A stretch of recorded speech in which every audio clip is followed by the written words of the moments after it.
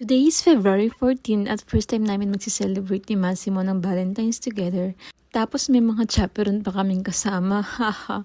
Pero nyo, almost 3 years na kami pero dami pa rin naming first time at mga hindi pa nagagawa together. Ganun na talaga pag LDR. Anyway, naisipan ko nga mag-book ng hotel dito sa city para naman magkaroon kami ng time ni Masi na kaming dalawa lang. Bago nga kami mag-check-in sa hotel ay binasyal ko na muna sa mall yung mga pamangkin ko. After noon ay dumiretso na kami dito sa hotel. Wala naman kaming plans today. Chill-chill lang ang peg namin. Maganda nga rin tong hotel na nabook namin. Bagong tayo lang siya dito sa city malapit sa amin. May pa free water, instant coffee, at may pa welcome drink din.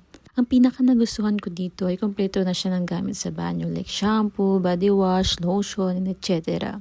Nagas nga kami kung pwede kami magpo-reserve sa resto nila dito for dinner. Pero unfortunately ay fully booked na daw sila. Pero pwede naman na kami mag-walk-in later.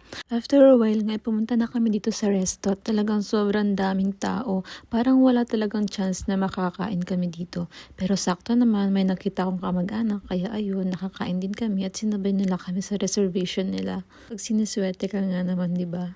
After nga namin mag-dinner, dito naman kami sa may parang rooftop ng hotel tumambay para mag-inom. Meron din kasi silang bar dito. Order lang kami ng nachos and drink. And nagkwentuhan lang kami about sa future naming dalawa. Future? Pagkatapos nga namin mag-inom ay bumalik na rin kami ng hotel para magpahinga dahil pagod talaga kami buong araw. And that's all. Thank you for watching!